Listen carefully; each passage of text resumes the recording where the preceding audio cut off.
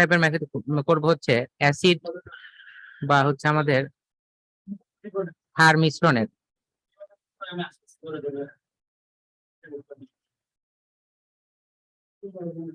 ঘনমাত্রা হচ্ছে আমরা নির্ণয় করব।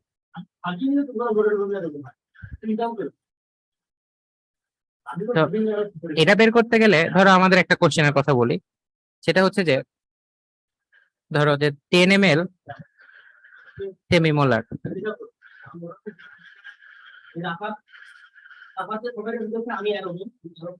সেমিমোলার HCl 20 ml, তো এখানে 150 ml পানি যোগ করলে তখন হচ্ছে আমাদের ঘনমাত্রা কত হবে? আচ্ছা, আমার এদিক থেকে কোনো আওয়াজ যাচ্ছে? কোনো? না ভাইয়া, কোনো আওয়াজ যাচ্ছে না। আচ্ছা আচ্ছা, ঠিক আছে। প্রথম অবস্থায় হচ্ছে আমাদের পিএইচ কত, তো পিএইচ নির্ণয়ের সূত্র তো মনে হয় যে ফার্স্ট পেপারে করে আসার কথা আর কি। সো দেখো, এখানে আমরা যদি অঙ্কটা করতে চাই প্রথম দিকে, তাহলে এটাকে আমাকে নিতে হবে এটার পুরার ঘনমাত্রা। আমি কিন্তু এখানে বলি নাই যে কিসের ঘনমাত্রা, আমরা এখানে বের করব হচ্ছে এইচ প্লাস এর ঘনমাত্রা, ঠিক আছে? এই পুরা জিনিসটা থেকে এইচ প্লাস এর ঘনমাত্রা কত। তাহলে আমাদের এখানে কি কি আছে? 10 ml সেমিমোলার, তাহলে এখানে আমরা লিখে ফেলি যে 10 ml সেমিমোলার মানে কত, 0.5 মোলার এত HCl। এটা কিসের ইকুইভ্যালেন্ট? এটা ইকুইভ্যালেন্ট তো দেখো আমাদের এই দুইটাকে গুণ করতে হয়, আমাদের তো মনে কদিন বলছিলাম দ্রবণ লঘুকরণের সূত্র অনুসারে। তাহলে 5 ml 1 মোলার HCl, ঠিক আছে, একই কথা। আবার দেখো, আবার এটা মানে কি, এটা মানে হচ্ছে 5 ml 1 molar H plus ion, কারণ HCl থেকে একটা H প্লাস যাবে। আবার হচ্ছে কি, এখানে 20 ml ছিল না? 20 ml হচ্ছে ডেসিমোলার। সো ডেসিমোলার মানে কি, ডেসিমোলার মানে হচ্ছে 0.1, তো 0.1 মোলার HCl H2SO4। তো এটা ইকুইভ্যালেন্ট কত? এটা ইকুইভ্যালেন্ট দেখো দুইটা গুণ করো, তাহলে দেখো 2 ml আমাদের হচ্ছে 1 মোলার, বা 1 মোলার হচ্ছে এখানে H2SO4 হচ্ছে। আর এটা ইকুইভ্যালেন্ট কত হবে? এটা হবে হচ্ছে দেখো 4 ml 1 মোলার H প্লাস। কেন 4 হইলো? কারণ হচ্ছে এটা কিন্তু আমাদের একটা H2SO4 থেকে দুইটা H প্লাস পাওয়া যায়, এই কারণে আমি এখানে 2 দিয়ে গুণ করে নিলাম। আবার এখানে কত, 12 ml 0 পয়েন্ট হচ্ছে এখানে 1 মোলার H3PO3। তো এখানে একটু মাথায় রেখো, এই H3PO3 এটা কিন্তু ফসফর রাস অ্যাসিড, ঠিক আছে, ফসফরাস অ্যাসিড, ফসফরিক না কিন্তু। এখান থেকে আমি হচ্ছে দুইটা H প্লাস পাবো, 2H প্লাস পাবো, ঠিক আছে। আর যদি H3PO4 বলতাম, তখন ওখান থেকে আমি তিনটা তিনটা হচ্ছে আমি H প্লাস পাইতাম আর কি, ঠিক আছে। এটা একটু মাথায় রাখতে হবে। মাঝে মাঝে এরকম তুমি একটা লিস্ট আছে বইতে, এটা পড়ার সময় বই দেখাচ্ছি আর কি, যেমন বোরিক অ্যাসিড আছে, তো বোরিক অ্যাসিডে 3টা হাইড্রোজেন থাকলে ওখান থেকে একটা হাইড্রোজেন পাওয়া যায়, তো এরকম কিছু ব্যাপার আছে। তো এটা মানেই হচ্ছে আমাদের কত, 0 পয়েন্ট হচ্ছে এখানে। আচ্ছা, এখানে তো কি মোলার ছিল, এটা ছিল হচ্ছে তোমার সেন্টিমোলার। সেন্টি মানে তো 0.01, তাই এটা হচ্ছে 0.12 ml, এটা হচ্ছে 1 মোলার H3PO3। PO4 থাকলে আমি 3টা পাইতাম, তাহলে এখানে আমি 2 দ্বারা গুণ করবো, তার মানে 0 পয়েন্ট হচ্ছে এখানে 24 molar 24 ml 1 molar H plus. তো এই হচ্ছে কথা। তো এটা কার ইকুইভ্যালেন্ট? এটা হচ্ছে আমাদের দেখো যে আমরা বলতে পারি 9 পয়েন্ট হচ্ছে 24 ml, 9 পয়েন্ট হচ্ছে 24 ml, দেখো যোগ করলে 9.24 ml হয়। তাহলে আমি বলতে পারি যে এই পুরাটা কিসের সমান হইলো, যে 9.24 ml 1 মোলার H প্লাস এটার ঘনমাত্রা সমান হইলো। তাহলে এখন আসো আমাদের অ্যাকচুয়াল ঘনমাত্রা কত, যে আসলে ঘনমাত্রা, ওটা তো আমরা তুল্য করে নিছি, এখানে হবে হচ্ছে আসলে ঘনমাত্রা। তো এটা বের করার জন্য এটা কাজ করো, যে V1S1 ইকুয়াল হচ্ছে এখানে V2S2, এই গেল।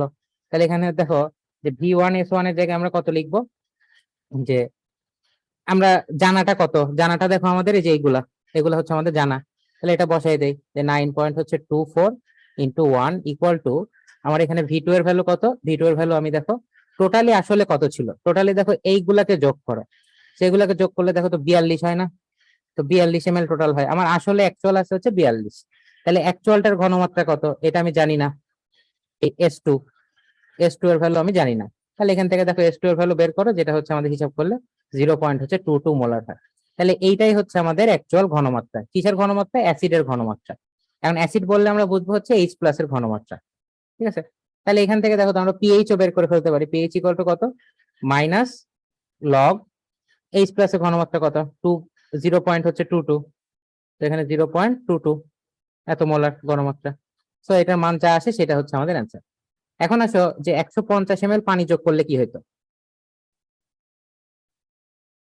পানিতে, মানে এখানে কিন্তু আমাকে বলা হয় নাই যে 150 ml পানি যোগ করা হয়েছে, এখানে করা হয়েছে কি পানি যোগ করে 150 ml করা হলো। তাহলে আলটিমেটলি আমাদের টোটাল টোটাল ঘনমাত্রা দাঁড়াইলে হচ্ছে 150 ml। তাহলে দেখো এখান থেকে বলতে পারবা যে এখানে আবার V1S1 ইকুয়াল টু হচ্ছে আমাদের V2S2। তাহলে এখানে মানগুলো বসাই দেবো যে 9.24, এটা তোমার বেসিক। 9.24 আর 1 মোলার এটা তোমার বেসিক, এটা তোমার হচ্ছে ইকুইভ্যালেন্ট যেটা। আর V2 এর ভ্যালুটা কত? V2 এর ভ্যালুটা এখানে 150 বসাও, গুণন হচ্ছে আমাদের S2। তাহলে এখান থেকে দেখো S2 ইকুয়াল টু কত, যে বের হবে হচ্ছে 0.06। তার মানে কি এটা দ্রবণটা লঘু হয়ে গেল। তাহলে এত মোলার H প্লাস, তাহলে এখান থেকে আমি H প্লাস এর ঘনমাত্রা বের করতে পারলাম। ওকে, সো এইটা হচ্ছে কথা। এখন আমাদের কিছু অঙ্ক থাকবে কি, যে অনেক কিছু মিশ্রণ থাকবে, ঠিক আছে? যে তোমার বইয়ের অঙ্কগুলো যখন করতে যাবা, যে বইয়ের উদাহরণ আমরা মনে কদিন উদাহরণ বলতে কি এই বোর্ডের সৃজনশীল দেখতে গেছিলাম। তো ওটা দেখতে গিয়ে দেখছি যে বেশিরভাগ অঙ্কগুলো আমাদের জারণ বিজারণ টাইট্রেশন থেকে আসে। তো আমাদের জারণ বিজারণ টাইট্রেশনে যাইতে হবে। আর আমরা একটা কাজ করি, আমরা এখান থেকে যদি এরকম করে অঙ্ক দেখতে যাই তাহলে হচ্ছে ঝামেলা হয়ে যাবে।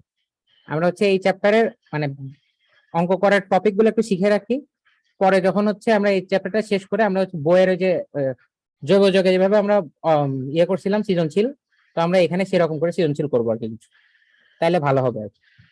মানে জাস্ট নিয়মগুলো শিখে রাখলে ওকে, আর ওখানে ধরো দু একটা নিয়ম টিয়ম দু একটা শিখতে পারো। এখন আমরা কিছু জিনিস দেখবো, সেটা হচ্ছে যে আমাদের ইন্ডিকেটর বা নির্দেশক, নির্দেশক বা হচ্ছে ইন্ডিকেটর। তো এই জিনিসটা আসলে কি? তো এইটার ক্ষেত্রে আমরা বলবো যে নির্দেশক হলো তারাই, এখানে আমাদের বইতে সংজ্ঞা আছে, আমি বই বের করে দেখাই সেটাই ভালো হবে। তো নির্দেশকের সংজ্ঞাটা কি, যে এখন নির্দেশক হচ্ছে দুই ধরনের, একটা হচ্ছে আমাদের অ্যাসিড ক্ষার নির্দেশক আর একটা হচ্ছে জারণ বিজারণ নির্দেশক। এখন অ্যাসিড ক্ষার নির্দেশকের ক্ষেত্রে এটা কি করে, আমরা অ্যাসিড ক্ষারটাই জাস্ট দেখি। অ্যাসিড ক্ষার বিক্রিয়ার প্রশমন বিন্দু, প্রশমন বিন্দু মানে কি, ওই যে যেই লাস্ট ড্রপটা দেওয়ার মাধ্যমে তোমার ওখান থেকে হচ্ছে বুঝতে পারবো যে এখানে বিক্রিয়াটা শেষ হয়েছে। তো বিক্রিয়ার প্রশমন বিন্দু বা তুল্যতা বিন্দু জানার জন্য যে সকল জৈব যৌগ ব্যবহার করা হয় এদেরকে অ্যাসিড ক্ষার নির্দেশক বলা হয়। তার মানে কি, আমরা যে সকল পদার্থ নিজেদের বর্ণ পরিমাণপত্রের মাধ্যমে টাইট্রেশনের হচ্ছে আমাদের কি করে, যে সর্বশেষ বিন্দুটাকে নির্দেশ করে, সেটাকেই হচ্ছে আমাদের অ্যাসিড ক্ষার নির্দেশক বলা হয়, ঠিক আছে? তো এখন এখানে তারপর আমরা দেখো এখানে কয়েকটা ইয়ে বলা আছে, যে আমরা সব থেকে বেশি ব্যবহৃত করা হয়েছে ফেনোলফথেলিন, হ্যাঁ, মানে ফেনফথেলিন বলা হয় এটাকে। আর এছাড়া হচ্ছে মিথাইল অরেঞ্জ, মিথাইল রেড, এগুলা ইউজ করা হয়। তো এখন এগুলো দেখো পিএইচ রেঞ্জ আছে, এগুলো এক একটা রকম, একটা নির্দেশক একটা পিএইচ রেঞ্জে কাজ করে। তো এটার হচ্ছে এই যে এখানে একটা চার্ট আছে, তো এটা একটু এই যে আমরা এখানে বেশিরভাগ ক্ষেত্রে এই যে চারটা দাগানো আছে না, ফেনফথেলিন, লিটমাস, তারপর হচ্ছে লিটমাস তো তুমি জানো এটা কি, আর হচ্ছে ফিনাইলের আর ফিনাইল অরেঞ্জ, মিথাইলের আর মিথাইল অরেঞ্জ। তো এই চারটার হচ্ছে তোমাকে পিএইচ রেঞ্জটা একটু মনে রাখতে হবে, এই চারটার পিএইচ রেঞ্জটা মনে রাখতে হবে। আর এই জিনিসটা কোন কালার থেকে কোন কালারে কনভার্ট হয়, ঠিক আছে, কোন কালার থেকে কোন কালারে কনভার্ট হয়, এটা এমসিকিউ তে আসে, এটা তুমি মেডিকেলে পরীক্ষা দাও বা যেখানে দাও না, এই এমসিকিউটা আসে। আচ্ছা, তারপরে দেখো অ্যাসিড ক্ষার নির্দেশকের ক্ষেত্রে আমরা এটা দেখলাম। আর এগুলোর বৈশিষ্ট্য, এগুলোর বৈশিষ্ট্য হচ্ছে প্রকৃতপক্ষে সব নির্দেশকই পিএইচ এ বর্ণ পরিবর্তন করে, কারণ বর্ণ পরিবর্তন না করলে তো এটা তো নির্দেশক ব্যবহার করতে পারবো না। আবার হচ্ছে কি এদের এক একটা রকমের পিএইচ রেঞ্জ আছে, তো ওরা এক একটা পিএইচ রেঞ্জে কাজ করে। যেমন ধরো বেশিরভাগই দেখতেছো যে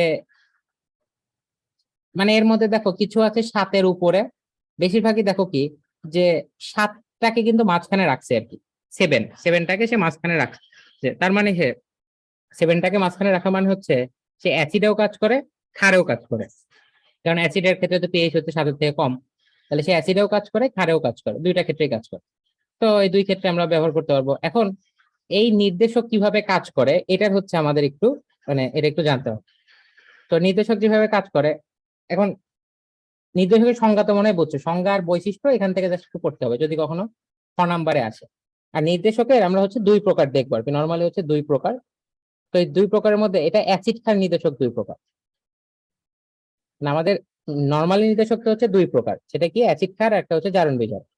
আর এই অ্যাসিড ক্ষার নির্দেশক কি হচ্ছে দুই প্রকার, একটা হচ্ছে আমাদের মানে অ্যাসিডিক,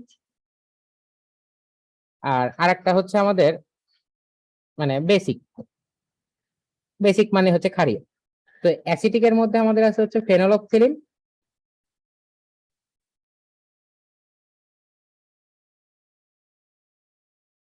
আর হচ্ছে এই বেসিকের মধ্যে আছে তোমার হচ্ছে মিথাইল রেড আর হচ্ছে মিথাইল অরেঞ্জ।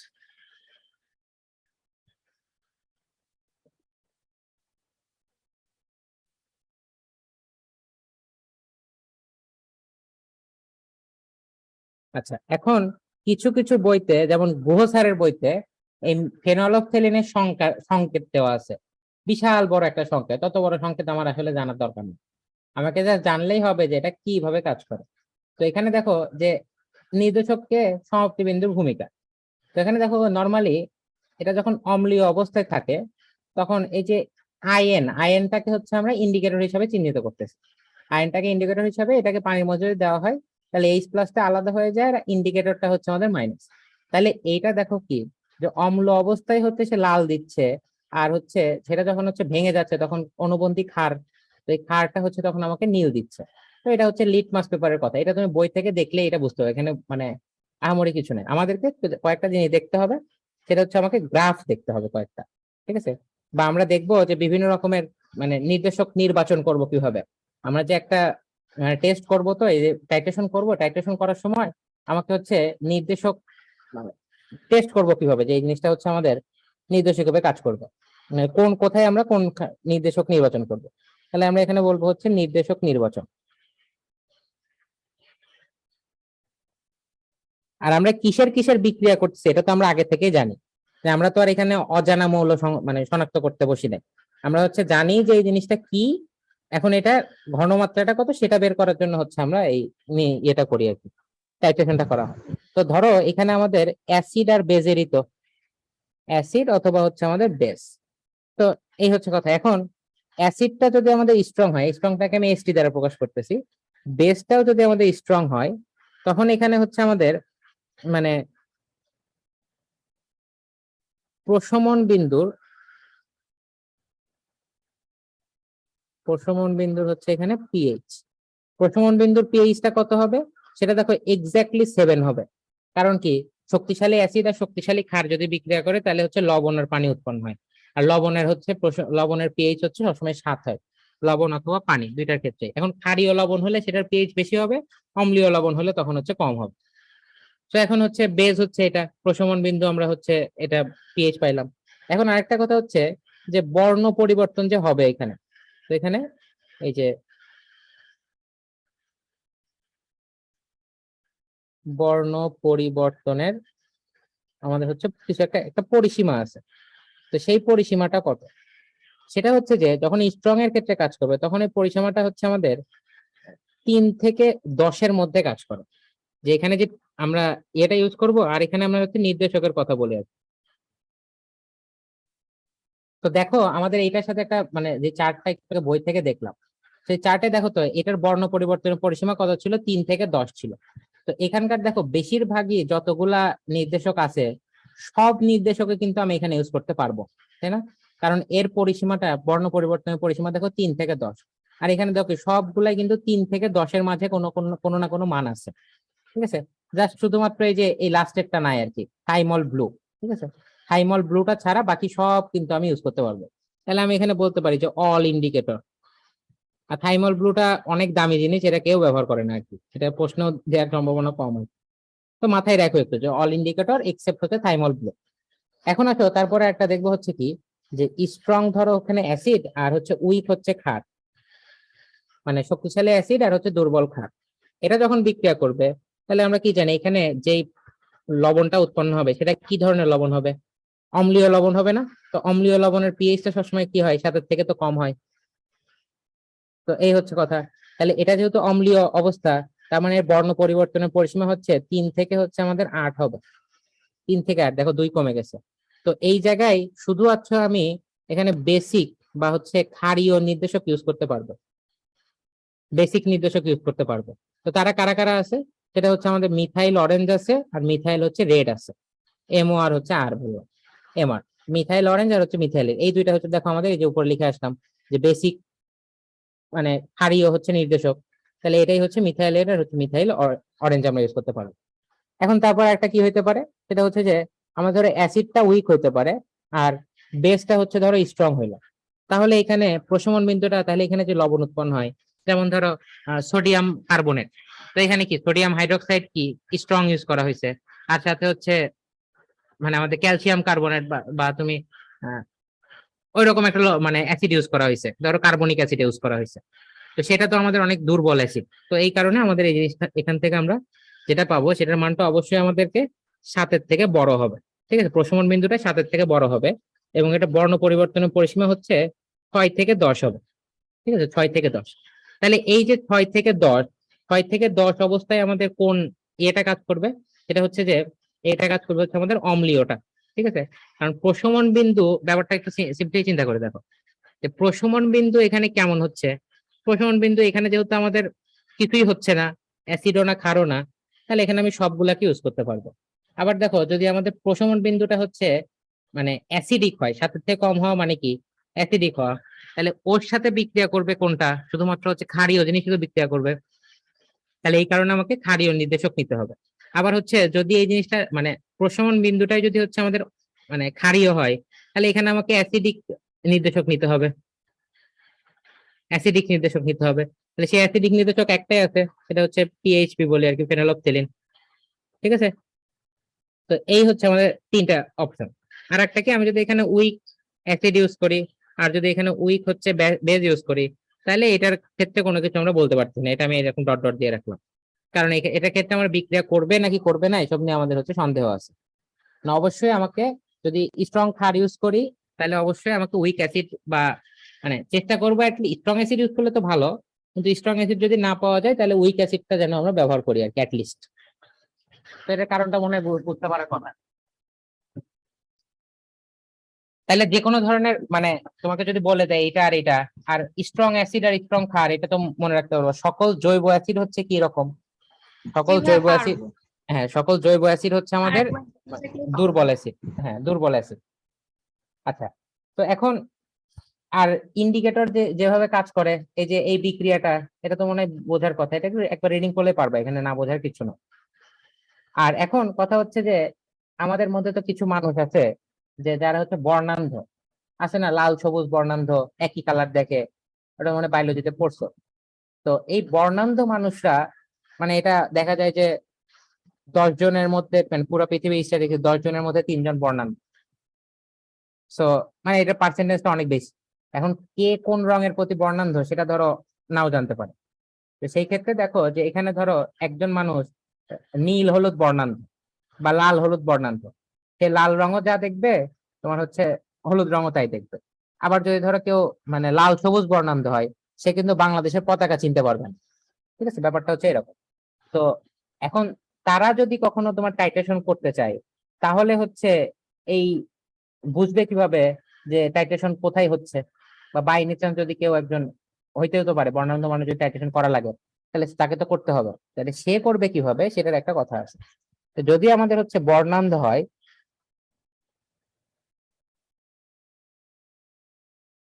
হলে তখন আমরা এখানে বলতে পারবো যে একটাই কথা, যে আমরা এখানে পিএইচ এর গ্রাফ প্লট করব। মানে আমরা এখানে জাস্ট পিএইচ এর গ্রাফ গ্রাফ হচ্ছে প্লট করব, তারপরে দেখবো যে জিনিসটা হচ্ছে আমাদের কেমন হয়। তো সেটা হচ্ছে যে যখন আমরা পিএইচ ধরো এদিক বরাবর আমাদের পিএইচ উঠবে, আর এদিক বরাবর ধরো আমি যে ভলিউম অফ বা হচ্ছে এনএওএইচ এর হচ্ছে আয়তন, এনএওএইচ এর আয়তন, আয়তন বলতে কি আমি যে ড্রপে ড্রপে ফেলানো হয় না, মানে যত ড্রপ ফেলালাম, মানে এখানে ধরো এনএওএইচ টাই হচ্ছে আমাদের অজানা, এনএওএইচ টাই হচ্ছে আমাদের এখানে অজানা। ঠিক আছে, তো সেই ক্ষেত্রে ব্যাপারটা কেমন হবে, যে আমি ধরো প্রথমে কি রকম যে আমার পাত্রের মধ্যে আছে হচ্ছে পাত্রে পাত্রে এখানে ধরো আমাদের রাখা আছে অক্সালিক অ্যাসিড, পাত্রে ধরো আমার এখানে যে কোনো একটা অ্যাসিড রাখা আছে, তাহলে অ্যাসিড যেহেতু রাখা আছে তার ঘনমাত্রাটা কত হবে, 7-এর থেকে অবশ্যই কম হবে। তাহলে ধরো আমাদের জিনিসটা এরকম আস্তে আস্তে কমতেছে কমতে কমতে উঠতেছে। তো একটা পয়েন্টে গিয়ে আমি পৌঁছাবো যখন দেখা যাবে কি আমি এনএওএইচ দেওয়া সত্ত্বেও এখানে আমাদের মানে যতই এনএওএইচ দেই আমি দেখতে পাবো যে পিএইচ এর মানটা হঠাৎ করে বেড়ে যাচ্ছে। হঠাৎ করে বেড়ে যাচ্ছে, এখানে একটা বিশাল পিক পয়েন্ট পাবো। তারপরে যত আস্তে আস্তে যেতে থাকবো তত দেখবো যে আস্তে আস্তে এরকম মানে এই দিক বরাবর গ্রাফটা যায়।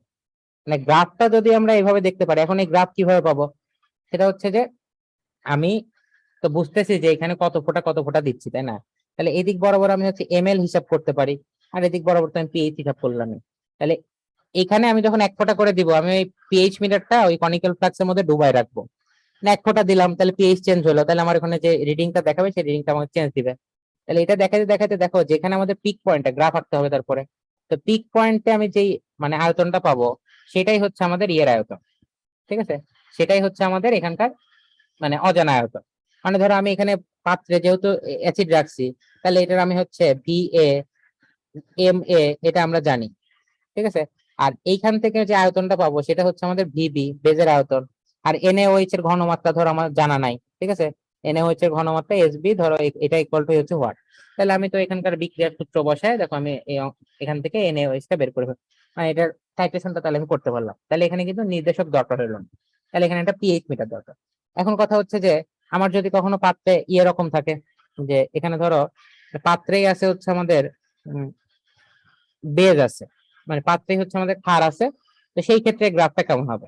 তো সেই ক্ষেত্রে কেমন হবে, যেহেতু বেজ আছে তার মানে পিএইচ টা তখন বেশি থাকবে, পিএইচ টা এদিক বরাবর বেশি থাকবে, তাহলে পিএইচ টা এদিক বরাবর নামতে থাকবে। নামতে নামতে কি হবে, হঠাৎ করে এটা নিচের দিকে নেমে যাবে, তাই না? হঠাৎ করে এটা নিচের দিকে নেমে যাবে। তারপরে কি হবে, তারপর আবার দেখো এরকম করে চলবে। তো দেখো আমাদের এই দিকে কিন্তু এটা স্ট্রেট লাইন হচ্ছে, আর এইদিকে কিন্তু আমাদের ইনক্লাইন্ড লাইন হচ্ছে। কেন হচ্ছে? কারণ হচ্ছে যখন আমি এই দিক বরাবর দিব তখন দেখো আস্তে আস্তে ব্যাপারটা কেমন হতে থাকবে, যে যতই আমি বেস দেই না কেন, মানে যতই আমি এখানে এদিক বরাবর আমি ধরো এইচসিএল দিব, যে এইচসিএল আমি ধরো এটার ঘনমাত্রা আমি জানি না, ঠিক আছে, এটার ঘনমাত্রা হচ্ছে আমি বি এ এটা আমি ধরো বের করবো আর কি, আর হচ্ছে এখান থেকে এস এ এটার ভ্যালু আমি জানি না, এটা হচ্ছে ওয়াট চিহ্ন দিয়ে বললাম। আর এটা বেস যেহেতু তার মানে ভিবিও জানি, জানাটাই তো আমি ওই কনিক্যাল ফ্লাক্সে রাখি বেশিরভাগ ক্ষেত্রে। আবার ধরো এস বি এর মানটাও আমি হচ্ছে জানি, ঠিক আছে, এটার হোয়াট দিব না, এই দুইটা মান আমাদের ধরো জানা। তাহলে এখন আমি সূত্র দিয়ে তো বের করতে পারবো। আর এই গ্রাফটা একটু মনে রাখো যে আমাদের যেখানে শার্প চেঞ্জ হচ্ছে সেই বিন্দুগুলাই হচ্ছে আমাদের প্রশমন বিন্দু। তাহলে ওই জায়গায় আমাদের কি হয়েছে, পিএইচ টা চেঞ্জ হয়েছে। তাহলে পিএইচ যেহেতু চেঞ্জ হয়েছে তাহলে আমরা এখান থেকে ওটা বলতে পারবো। এখন আর একটা গ্রাফ একটু দেখতে হবে, সেটা হচ্ছে যে টাইট্রেশনের গ্রাফ।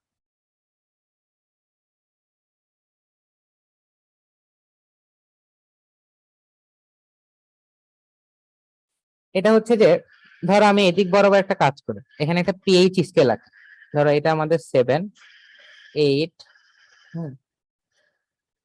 ধরো এদিক বরাবর আমি 10 বললাম, এদিকে হচ্ছে 14 বললাম, মানে একটু বড় বড় করে দিচ্ছি, মাঝখানে এখানে জাম্প করছে। এদিকে ধরো হচ্ছে আমাদের 6 আছে, এদিকে হচ্ছে আমাদের 3, আর এদিকে ধরো পিএইচটা হচ্ছে আমাদের 0, এরকম হয়েছে। তো ব্যাপারটা হচ্ছে আমি এদিক বরাবর একটা দাগ দেই, তো আমরা একটু বলবো যে কোনটার ক্ষেত্রে কেমন হবে আর কি, গ্রাফটা কেমন হবে, এটা আমি দাগ দিয়ে না তারপর বুঝে যাব। সেটা হচ্ছে যদি আমাদের কখনো এমন হয় যে স্ট্রং আমি হচ্ছে এখানে অ্যাসিড ইউজ করছি, আবার এখানে ধরো স্ট্রং বেজ ইউজ করছি, তাহলে এইখানকার গ্রাফটা আমাদের এমন হবে, প্রথম দিকে এমন থাকবে, তারপর ঘুরে গিয়ে এই যে এদিক বরাবর চলে যাবে। হইলো না ভালো,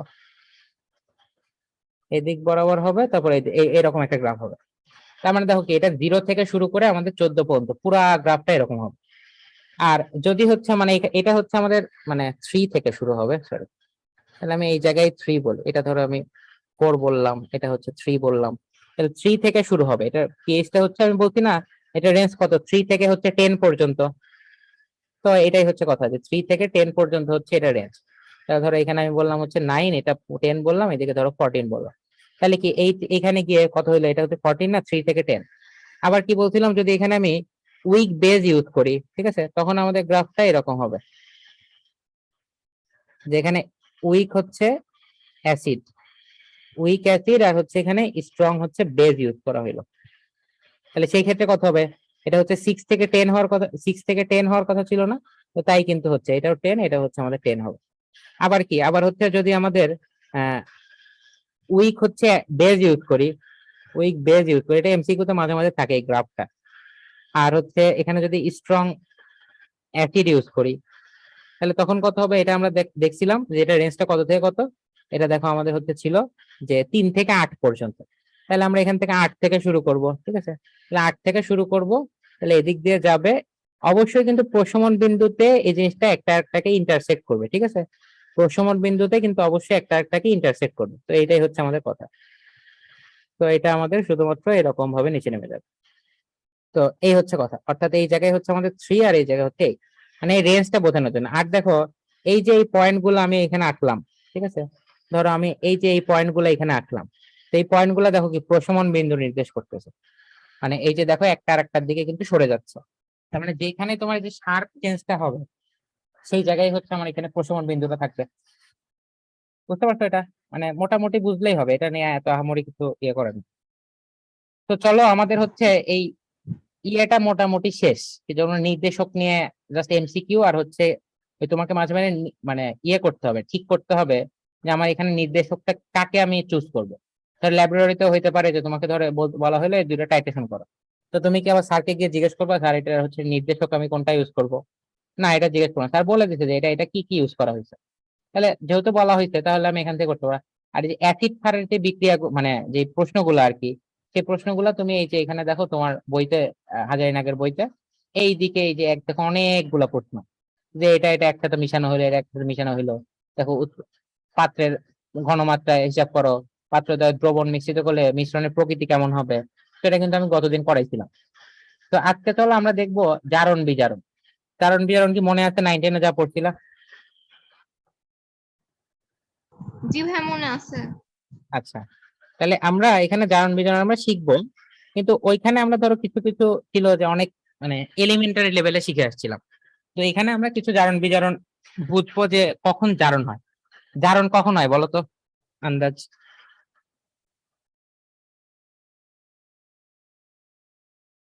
মানে জারণ কাকে বলে?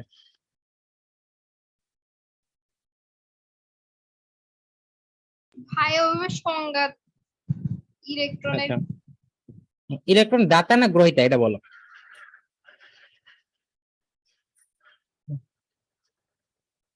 ইলেকট্রন দাতা। হ্যাঁ, ইলেকট্রন দাতা, ঠিক আছে। তাহলে চলো আমরা হচ্ছে এখানে জারণ জিনিসটা এটা হচ্ছে আধুনিক মতবাদ অনুসারে, ঠিক আছে, আধুনিক মতবাদ অনুসারে আমরা জানি যে জারণ মানে হচ্ছে ইলেকট্রন দাতা হবে, ঠিক আছে? ইলেকট্রন হচ্ছে এখানে দাতা, এরা হচ্ছে আমাদের, এইটা মানে হচ্ছে জারণ।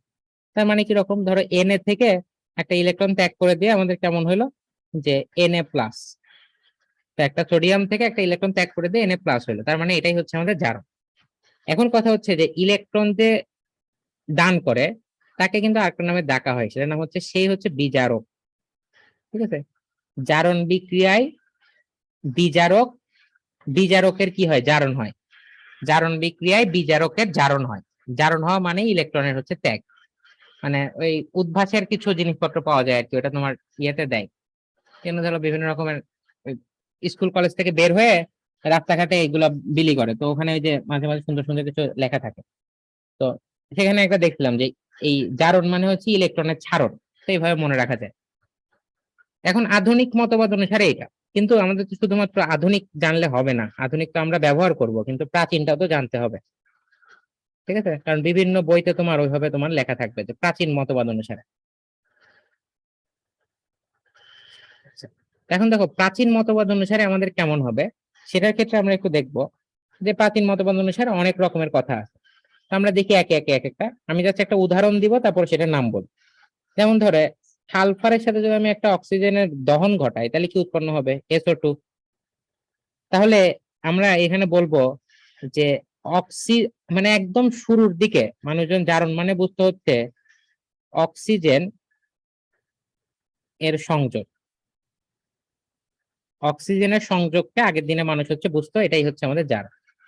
আবার যদি এমন হইতো যে ধরো এখানে H2 প্লাস ধরো এখানে Cl2 আছে, এখানে কি উৎপন্ন হবে, 2HCl হবে।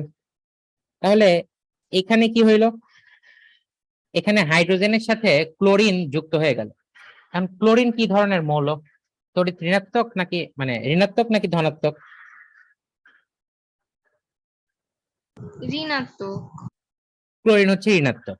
তাহলে আমরা বলতে পারি যে তড়িৎ ঋণাত্মক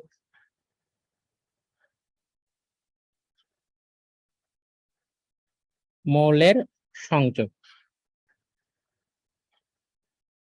তড়িৎ ঋণাত্মক মৌলের সংযোগ।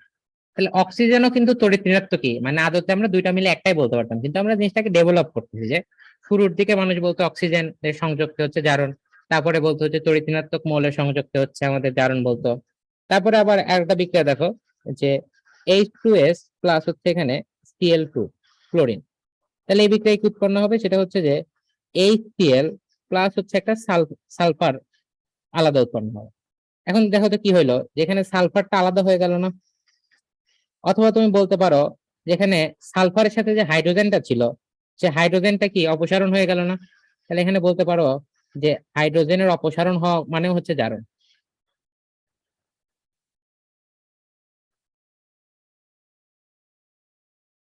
হাইড্রোজেন অপসারণ মানেও হচ্ছে আমাদের জারণ। আবার আরেকটা বিক্রিয়া দেখো, সেটা হচ্ছে যে Hg2 ইন্টু হচ্ছে আমাদের Cl2 প্লাস হচ্ছে Cl2, এটা বিক্রিয়া করে কি উৎপন্ন করবে, 2HgCl2, তাই না? তাহলে এখানে দেখো তো এখানে কি হইলো, তড়িৎ ধনাত্মক মৌল এখানে যে কি ছিল, Hg ছিল, তাহলে এখানে তড়িৎ ধনাত্মক মৌল কি হইলো, অপসারণ হইলো না? এখানে কয়টা ছিল, দুইটা ছিল না? এখানে এসে কয়টা হইলো, একটা হইলো। আর এই সামনের টু তো আমাদের বিক্রিয়া ক্ষমতা করার জন্য দিচ্ছে, তার মানে এখানে দেখো আমাদের Hg2 মানে দুইটা ছিল, এখানে একটা হইলো।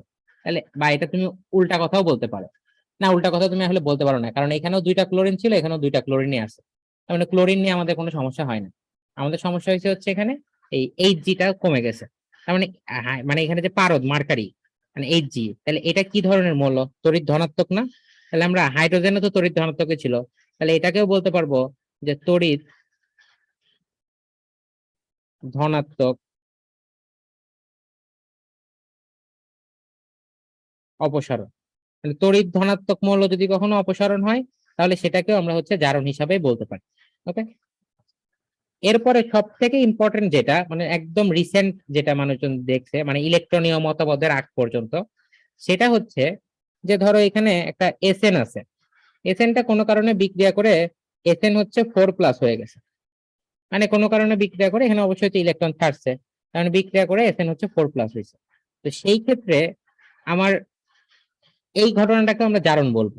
তাহলে এখানে আমরা বলতে পারি যে এখানে কি হয়েছে দেখো তো, এর ধনাত্মক চার্জ বেড়ে গেছে না? তাহলে আমরা বলবো যে এখানে হচ্ছে আমাদের ধনাত্মক চার্জ বৃদ্ধি, ধনাত্মক চার্জ বৃদ্ধি এটা মানে হচ্ছে আমাদের জারণ। বা এটাকে আমি আরেক কথাও বলতে পারি, সেটা হচ্ছে যে আমাদের মাথার উপর যেটা থাকে, মানে যদি একটা আয়ন হয়, আয়নের ক্ষেত্রে মাথার উপর যেটা থাকবে সেটাই কি জারণ সংখ্যা না? তো আমরা বলতে পারি যে এখানে জারণ সংখ্যার বৃদ্ধি হচ্ছে।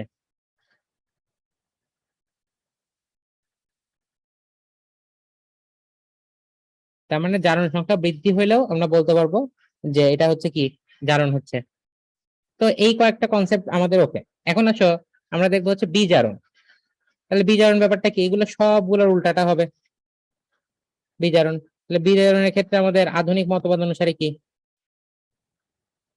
ওখানে ছিল কি ইলেকট্রনের হচ্ছে আমাদের ইলেকট্রন দাতা, তার মানে এখানে কি হবে, ইলেকট্রন গ্রহণ করবে, ইলেকট্রন এখানে গ্রহণ করবে। এখন ইলেকট্রন যখন গ্রহণ করবে সেটার নাম কি, আলাদা নাম কি, সেটার নাম হচ্ছে দেখো আমাদের জারক, তাই তো? ইলেকট্রন যে গ্রহণ করবে তাকে কিন্তু আমরা জারক হিসাবে বলবো।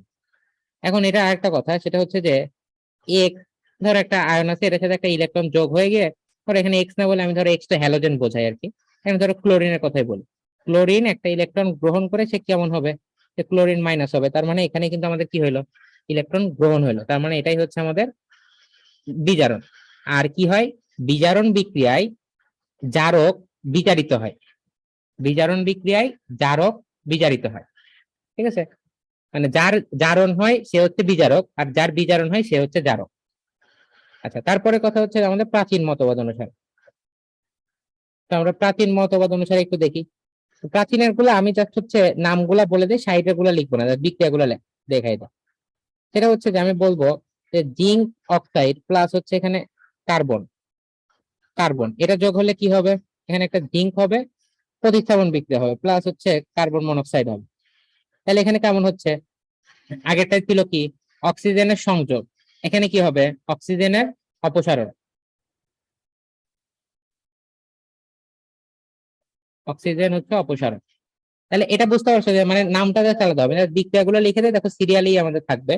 সেটা হচ্ছে যে FeCl3 প্লাস হচ্ছে হাইড্রোজেন গ্যাস, এটা বিক্রিয়া করলে হয় হচ্ছে FeCl2 প্লাস হচ্ছে HCl। তাহলে এটা কেমন ছিল? আগেরটাই ছিল দেখো তড়িৎ ঋণাত্মক মৌলের সংযোগ, এখানে কেমন হবে? তড়িৎ ঋণাত্মক মৌলের অপসারণ। তাহলে আমি এখানে আর লিখলাম না, এটা তুমি লিখে নিও, তোমার খাতায় লেখা থাকো যেন, এটা মানে এখন না লিখো পরে লিখো আর কি। তো এখানে দেখো কি আবার H2 প্লাস হচ্ছে S, এটা হয়ে আমাদের H2S হচ্ছে। তাহলে এখানে কি হচ্ছে? হাইড্রোজেনের উপরে কি হয়েছিল? হাইড্রোজেনের অপসারণ হয়েছিল, আর এখানে কি হবে? হাইড্রোজেনের সংযোগ হবে। আবার তারপর একটা যদি বলি যে সেটা কি, যে Hg প্লাস হচ্ছে HgCl2, এটা বিক্রিয়া করে কি উৎপন্ন করলো? Hg2Cl2। তাহলে দেখো কি এই বিক্রিয়াগুলো আগেও দেখছি না, জাস্ট হচ্ছে একটা একটা অপোজিট হয়ে যাচ্ছে বিক্রিয়াগুলো। তো এটাই যে এখানে যেহেতু এরকম হচ্ছে, তাহলে আমি বলতে পারবো এখানে কি হচ্ছে, উপরে ছিল কি ঋণাত্মক মৌলের তড়িৎ ঋণাত্মক বা তড়িৎ ধনাত্মক মৌলের অপসারণ, এখানে কেমন হবে? তড়িৎ ধনাত্মক মৌলের সংযোগ বা ধনাত্মকের সংযোগ হবে। আর লাস্টেরটা কি হবে? লাস্টেরটা হচ্ছে আমাদের এখানে SN4+। SN4+ ছিল, সে কোনোভাবে আমাদের SN হয়ে গেছে। তাহলে এখানে কি হয়েছে? এখানে হচ্ছে আমাদের জারণ সংখ্যা হ্রাস পাইছে না বৃদ্ধি পাইছে? জারণ সংখ্যা এখানে হ্রাস পাইছে। বুঝতে পারছো এটা? জাস্ট এইটুকু কথা। জি ভাইয়া। আচ্ছা, এখন আমরা কিছু আমাদের এই অধ্যায়ের সুবিধার্থে আমরা কিছু বিশিষ্ট জারক আর বিজারক একটু চিনে রাখবো, ঠিক আছে? জারক কি? ইলেকট্রন হচ্ছে গ্রহীতা, ঠিক আছে? জারক মানে ইলেকট্রন গ্রহীতা, যার হচ্ছে কি হয়? বিজারণ বিক্রিয়া হয়। তাহলে আমরা কিছু এখানে জারক আর বিজারক চিনে রাখবো যেন আমাদের বুঝতে সুবিধা হয়। তাহলে চলো, কিছু হচ্ছে জারক, জারণ না জারক, হ্যাঁ। তাহলে এই যে জারক, এরা মানে কি? জারক মানে হচ্ছে ইলেকট্রন গ্রহীতা, তাই তো? ইলেকট্রন হচ্ছে গ্রহীতা। এ কি করে? সে হচ্ছে অন্যকে জারিত করে।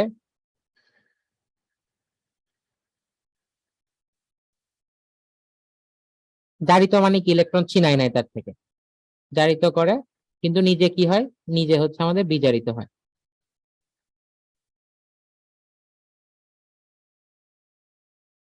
নিজে বিজারিত হয়, ওকে। এখন এটার কিছু উদাহরণ হচ্ছে কি, সোজা উদাহরণ X2। X2 মানে কি? All halogen 2, chlorine, chlorine, fluorine, iodine, bromine, এগুলো সব। তারপর হচ্ছে অক্সিজেন, তারপর হচ্ছে KMnO4, তারপর হচ্ছে K2Cr2O7, পটাশিয়াম ডাইক্রোমেট, তারপর হচ্ছে H2O2, এটা কি? Peroxide, hydrogen peroxide. তারপর হচ্ছে সকল ধাতুর আমাদের যদি তোমার পরিবর্তনশীল যোজনী থাকে, তাহলে তোমার হচ্ছে তাদের মধ্যে সর্বোচ্চ অথবা মধ্যম, যেই মানে যদি দুইটা থাকে তাহলে তার সর্বোচ্চ মানে জারণ সংখ্যা। আর যদি হচ্ছে তোমার একাধিক থাকে, যেমন ধরো SN, SN এর কিন্তু অনেকগুলো আছে, 0 আছে, 2 আছে, 4 আছে। তাহলে এটার মধ্যবর্তীটা হবে আর কি, ঠিক আছে? মধ্যবর্তীটা হবে যে SN2+ হবে, Fe2+ হবে, ঠিক আছে? আমি এই দুইটাকে একটু বক্স করে দিয়ে বলতেছি এটা হচ্ছে আমাদের মধ্যম, ঠিক আছে?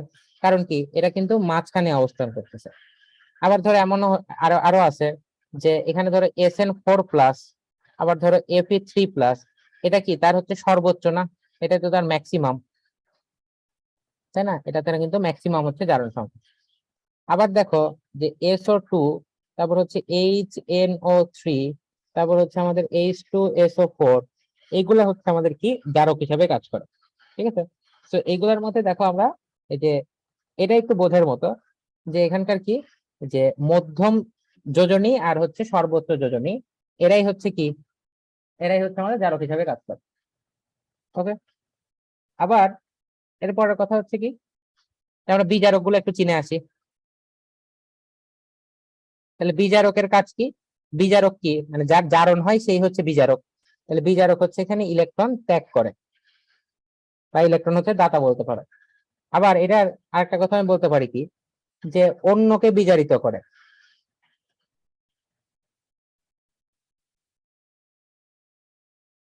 অন্যকে বিজারিত করে, কিন্তু নিজে কি হয়? নিজে হচ্ছে তোমার জারিত হয়, ওকে। তো এখন এটারও কিছু উদাহরণ আছে।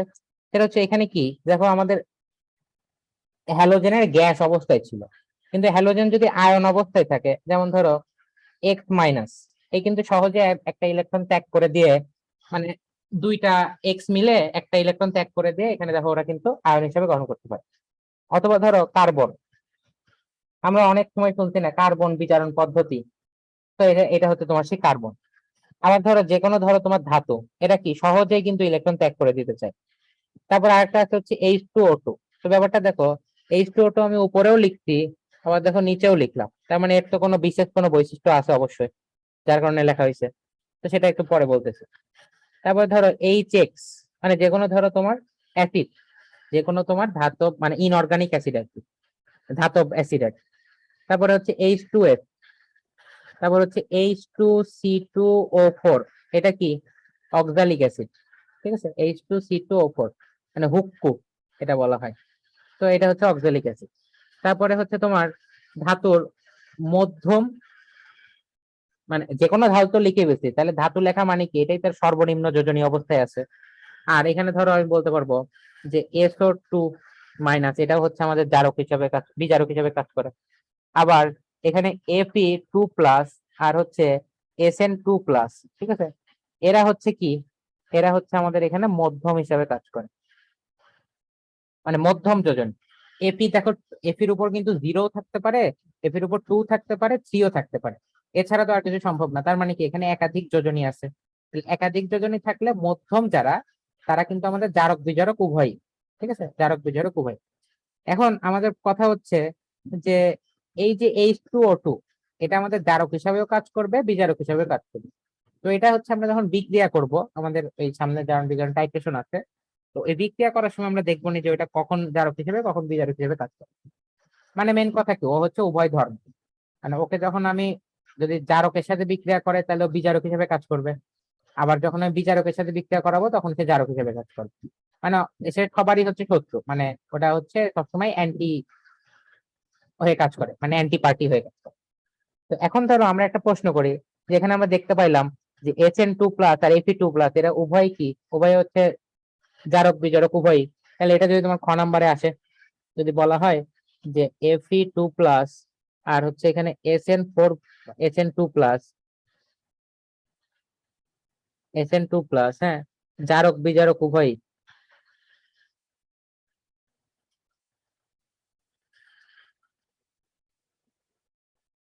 হুম, তাহলে এটা আমাকে দেখাবো কিভাবে, সেটা দেখানোর জন্য আমরা এখানে বলতে পারবো, দুইটা সমীকরণ করেই করলে তো হয়। হ্যাঁ, দুইটা সমীকরণ, যে এখানে Fe2 প্লাস এটা কি করতে পারে, ইলেকট্রন ত্যাগ করে আমাদের দেখো Fe3 প্লাসে গঠন করতে পারে। আচ্ছা, এখানে প্রশ্নের আমি আরেকটা অ্যাড করে এখানে বলি যে Fe3 প্লাস ও হচ্ছে আমাদের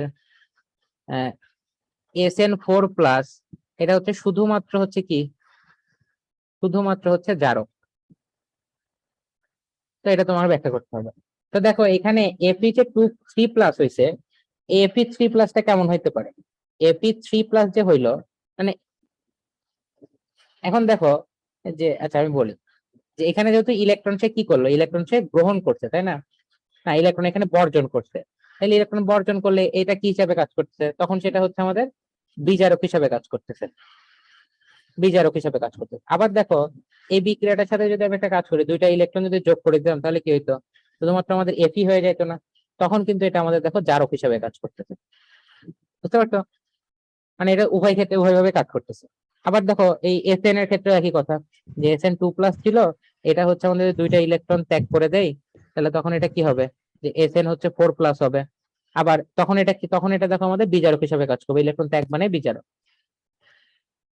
আবার কি হচ্ছে, যে আবার হচ্ছে এখান থেকে যে Fe, মানে যদি আমি একটা কাজ করি, সেটা হচ্ছে দুইটা ইলেকট্রন যদি আমি এখানে যোগ করে দেই, তাহলে তখন হচ্ছে শুধুমাত্র SN হয়ে যাবে, তখন সেই SN টা মানে তখন এটা কিন্তু আমাদের জারক হিসাবে কাজ করতেছে, ঠিক আছে। তাহলে এই হচ্ছে আমাদের কথা, জারক বিজারক শুধুমাত্র দুই হিসাবে কাজ করবে। এখন এর ক্ষেত্রে কি হবে, শুধুমাত্র যদি Fe3 প্লাস এর কথা বলি, Fe3 প্লাস থেকে কিন্তু ইলেকট্রন ত্যাগ করানো সম্ভব না, শুধুমাত্র সে ইলেকট্রন গ্রহণ করতে পারে, 3টা ইলেকট্রন গ্রহণ করে এপিতে পরিণত হবে, তাই এটা শুধুমাত্র আমাদের জারক হিসাবে কাজ করবে। আবার সিমিলারলি এই যে SN4+ আছে, সে শুধুমাত্র 4টা ইলেকট্রন গ্রহণ করে, মানে শুধু ইলেকট্রন গ্রহণই করতে পারবে, এটা কখনোই ইলেকট্রন ত্যাগ করতে পারবে না। 4টা ইলেকট্রন গ্রহণ করে সে হচ্ছে আমাদের SN এ পরিণত হয়ে যাবে, তার মানে কি এটা আমাদের জারক হিসাবে কাজ করতেছে।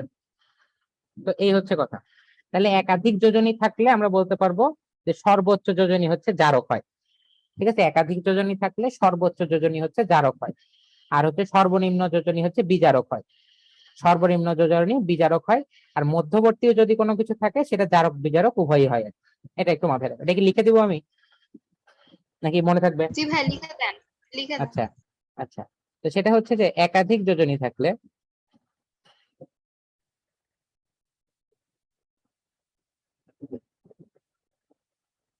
আমরা বলবো যে সর্বোচ্চটা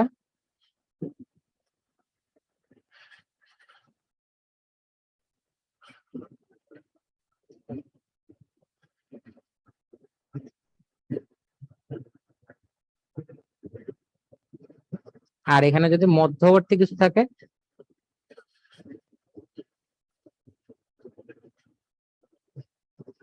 থাকলে সেটা হচ্ছে আমাদের কি হবে, উভয়ই হবে। তো এই হচ্ছে কথা। এখন জারণ বিজারণ বিক্রিয়ার মধ্যে কোনটা জারক কোনটা বিজারক এটা কি আইডেন্টিফাই করতে পারবা?